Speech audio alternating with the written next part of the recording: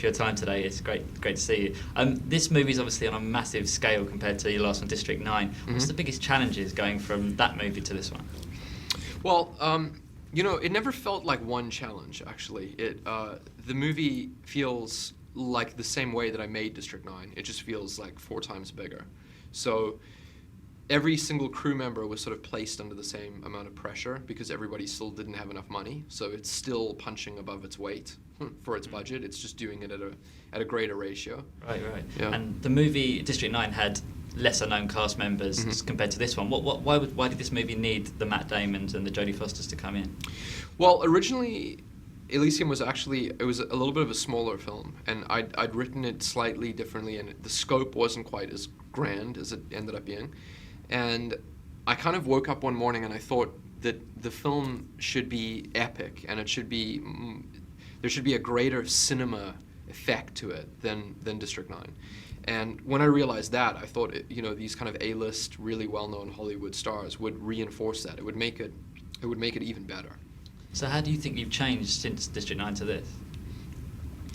I don't know if I've changed that much.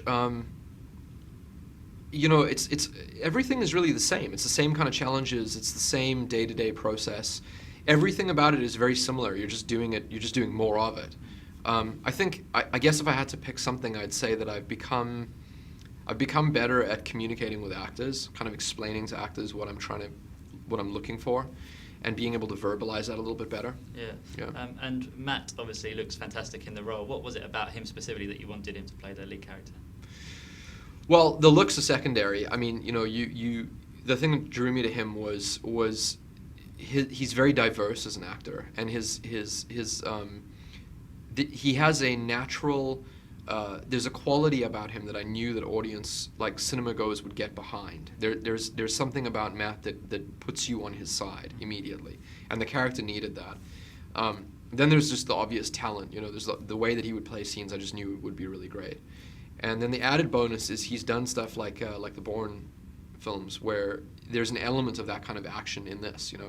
It's an unusual mix to have someone who's a critically acclaimed actor who does action films too. It's a slightly unusual thing. Because is this one of his first sci-fi films? I'm not sure he's ever done one before. I think this may actually be his first sci-fi film. Yeah, it's definitely not his first action film. No, definitely not. Yeah. And you wrote this quite a long time ago. Was this always in your mind when you were doing District 9, or did this happen afterwards? No, it happened afterwards. Yeah, I mean, I remember the sort of early, seeds of the idea happening as I was completing District 9. So it goes back, it's kind of 4 years old. Okay. And I spent a year on my own sort of developing and writing, and then got into prep and really started to make it. Yeah, and obviously we're looking forward, hopefully, to a District 10. Is that still on the cards? Like, what's the plan with that now? Yeah, I mean, I have a treatment that I've written with Terry, which I think the story is really cool.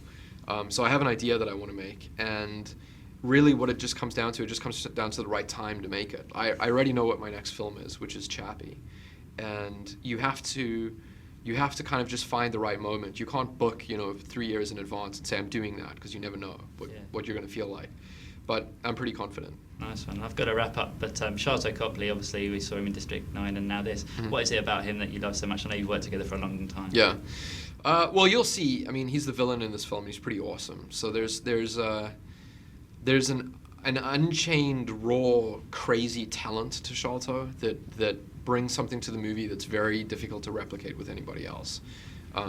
He makes the villain in this a pretty cool character, pretty unusual character. Brilliant. I can't wait to see it in full. So thanks so much for your time today. Yeah. No, thank you. Cool.